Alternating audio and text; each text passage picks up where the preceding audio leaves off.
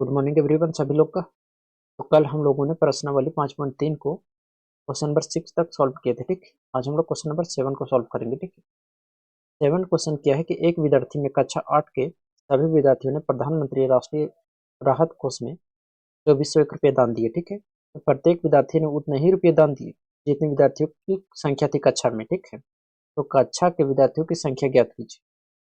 तो हम लोग मान लेंगे कि माना सॉल्यूशन में यहाँ लिखेंगे, माना छात्रों की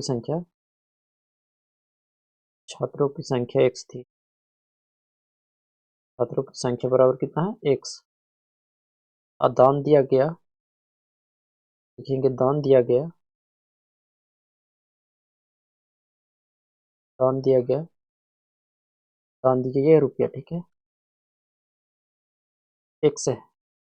देखिए दोनों को x क्यों माने हैं, क्योंकि हमको बोला है कि जितना उतना ही रुपये दान दिए गए जितना विद्यार्थियों की संख्या था। ठीक है, तो कितना हो गया यहाँ के विद्यार्थियों विद्यार्थियों द्वारा विद्यार्थियों ने प्रधानमंत्री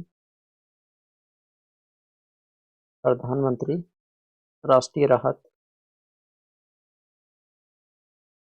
कोष में कितना रुपया दान दिया, 2401 रुपये। अब हम लोग क्या करेंगे, देयरफॉर x गुने x बराबर किसको हो जाएगा, 2401 का। देखिए बहुत सारा स्टूडेंट को यहाँ नहीं समझ में आया होगा। ठीक है, कि x गुने x कैसे लिखे। x गुने x इसलिए लिखे कि मान लेते हैं टोटल 10 गो विद्यार्थी। ठीक है, और सभी ने 10-10 रुपये दिए तो कितना होगी टोटल, 100 रुपये हो गया। तो गुना करेंगे तभी तो 100 रुपये होगा। ठीक है, तो यहाँ क्वेश्चन क्या बोला था कि उतना ही विद्यार्थी दान दिए जितना कक्षा में थे। ठीक है, इसलिए हम x गुने x लिखे। ठीक है, तो आई होप समझ में आया होगा। अब इसको लिखेंगे बराबर x गुने x कितना हो गया, एक्स स्क्वायर बराबर कितना हो गया, 2401। ठीक, x बराबर कितना हो गया, अंडर रूट 2401। देखिए स्क्वायर इधर उधर पे जाएंगे तो अंडर रूट हो जाएगा। ठीक है, अब हम लोग 2401 का वर्गमूल करेंगे तो हम लोग इधर करते हैं। अब हम लोग 2401 का अभाज्य गुणनखंड करेंगे। ठीक है, तो यहाँ हम लोग करते हैं 2401 का, कितना से लगाएंगे, 3 से लगेगा, 4 2 6 7, 3 से नहीं लगेगा, 7 से लगेगा, 7 × 3 = 21, 3 गया, 7 × 4 = 28, और कितना बचा, 2, 21, 7 × 3 = 21, 7 से फिर लगाएंगे, 7 दूने 7 × 4 = 28 हो गया। ठीक है, 7 × 4 = 28, और कितना बचा, 28, 7 2 30, और 4 34, यानी 6 बचा, तो 63 हो गया, 7 9 63। इस 7 से लगाएंगे, 7 7 49। एक्स बराबर कितना आ गया, 24 को कितना लिखेंगे, 7 गुने 7 गुने 7 गुने 7। अब देखिए अंडर रूट में क्या करते थे हम लोग, पिछले सॉल्व किए तो 2 में से 1 निकलते थे। ठीक है, तो हम लोग लिखेंगे x बराबर 7 गुने 7 यानी कि 49। तो कह सकते हैं कि विद्यार्थियों की संख्या कक्षा में कितना था, 49 था। ठीक, तो आप लोग को लिख देना है एक लाइन में क्या था, विद्यार्थियों की संख्या 49 थी। ठीक है, अब हम लोग चलते हैं नेक्स्ट क्वेश्चन। नेक्स्ट क्वेश्चन 8वां क्या है कि एक बाग में 2025 पौधे इस प्रकार लगाए जाने हैं कि प्रत्येक पंक्ति में उतने ही पौधे हो जितना पंक्तियों की संख्या है। देखिए दोनों यहाँ फिर उसी तरह बोल दिया है। एक क्वेश्चन को ध्यान से पढ़िए यहाँ से, कि प्रत्येक पंक्ति में उतना ही पौधे हो जितना पंक्तियों की संख्या है। ठीक है, यानी दोनों क्या है, बराबर है।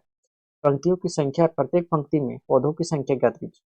सेम टू सेम क्वेश्चन है, वहाँ क्या है, स्कूल दे दिया था, और यहाँ क्या है, पौधा है। ठीक, तो हम लोग सिर्फ उसी तरह बनाएंगे। चलिए तो सॉल्व करते हैं। ठीक, तो हम लोग लिखेंगे उत्तर में कि माना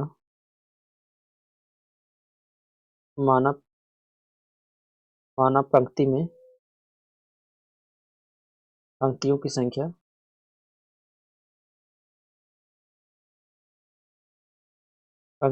कितना है, एक से है। ठीक, और क्या बोला है कि प्रत्येक पंक्ति में उतना ही पौधों हो जितनी पंक्तियों की संख्या है। ठीक है, लिखेंगे पौधे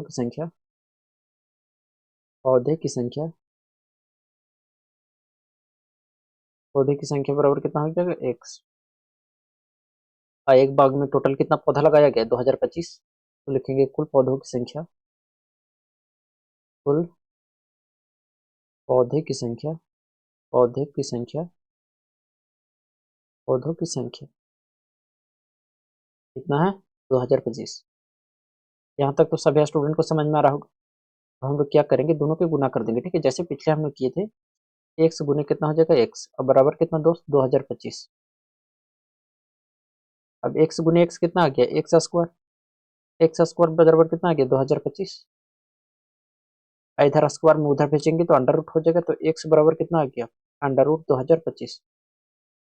अब इसका हम लोग क्या करेंगे अभाज्य गुणनखंड करेंगे, तो लिखेंगे हम लोग यहाँ 2025 का अभाज्य गुणनखंड करेंगे तो 5 लगा दे, 5 के 20, 5 6 25, 5 8 40, 5 एकम 5, 9 9 कितना हो गया 81। ठीक है, तो हम लोग इसको कितना लिखेंगे एक्स बराबर 5 गुने 5 और गुने कितना 9 गुने 9 अंडर रूट।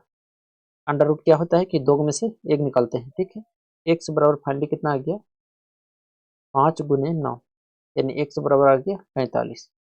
यानी पौधों की संख्या बात करें पंक्ति में तो कितना है 45। ठीक है, आप लोग को लिख देना है कि आधा पौधों की संख्या 45 है।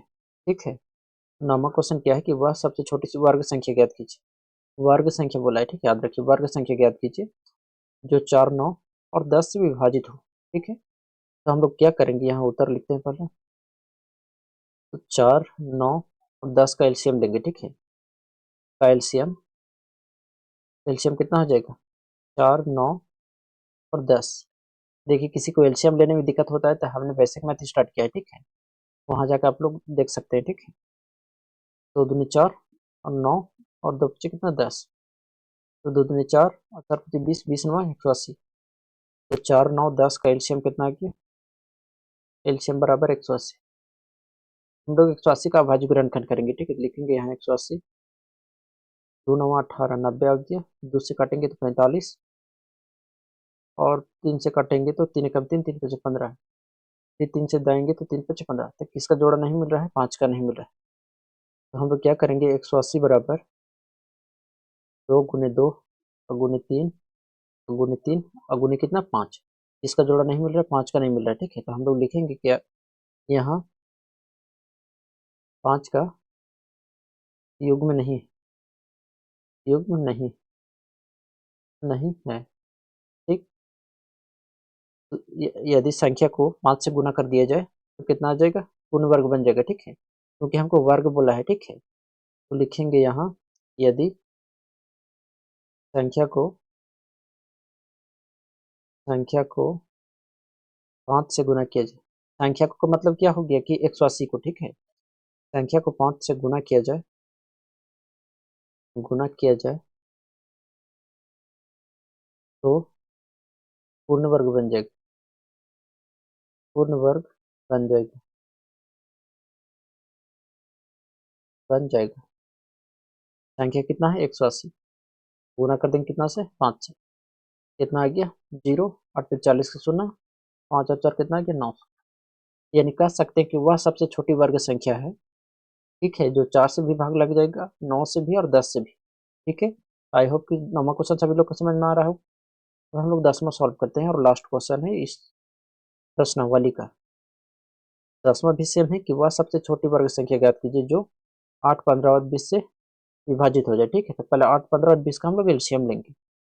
8 15 और 20 का एलसीएम कितना आ जाएगा, तो 5 से हम लोग जाएंगे तो 8 आती है 15, 5 के 20, 4 से तो 4 दूनी 8, 3 4 एकम 4। अब गुना करेंगे 4 पचे 20 और 20 दूनी 40 और 40 दिया कितना आ गया 120। तो हम लोग यहाँ उत्तर में लिखेंगे कि 8 15 और 20 का एलसीएम एलसीएम 120 है, 120 है। तब हम लोग 120 का अभाज्य गुणनखंड करेंगे। ठीक, लिखेंगे 120 बराबर, देखिए 120 का यहाँ अभाज्य गुणनखंड करेंगे, यहाँ कर रहे हैं। ठीक है, तो 2 6 12 जीरो और 2 तिया 6 30 आ गया, और 2 से लगाएंगे तो 15 और कितना से लगाएंगे 3 पचे 15। यहाँ तक क्लियर है सभी लोग। अब देखिए किसका जोड़ा नहीं मिल रहा है, 2 का मिला, इतना का नहीं मिल रहा है। ठीक है, यानी हम लिखेंगे इसको 2 गुने 2 गुने 2 गुने 3 और गुने कितना 5। अब किसका जोड़ा नहीं मिल रहा है, देखिए इसका जोड़ा तो मिल गया लेकिन ये तीनों का नहीं मिला। ठीक है, तो हम लोग लिखेंगे कि यहाँ यहाँ 2 गुने 3 और गुने 5 का युग्म नहीं, युग्म नहीं नहीं है। यदि संख्या को 5 से गुना किया जाए, 5 से नहीं, 2, 3 और 5 से, ठीक है, पूर्ण वर्ग बन जाएगा, ठीक है। तो हम डायरेक्ट लिख रहे हैं 120 गुने 2 गुने 3 गुने और 5, कितना आ गया? देखिए 12 दूनी 24 और 24 दिया, कितना आ गया? 72। 72 पचे कितना आ गया? 5 दूनी 10 का शून्य, हाथ में 1 और 7 पचे 35 और 1 36, 360, कितना आ गया? 360। एक जीरो छोड़े थे तो एक जीरो लगा दूं, यानी 36 वह सबसे छोटी संख्या है जो कि 8, 15 और 20 से भाग लग जाता है, ठीक है। आई होप कि आज की क्लास आप लोगों को समझ में आया होगा। मिलते हैं नेक्स्ट क्लास में।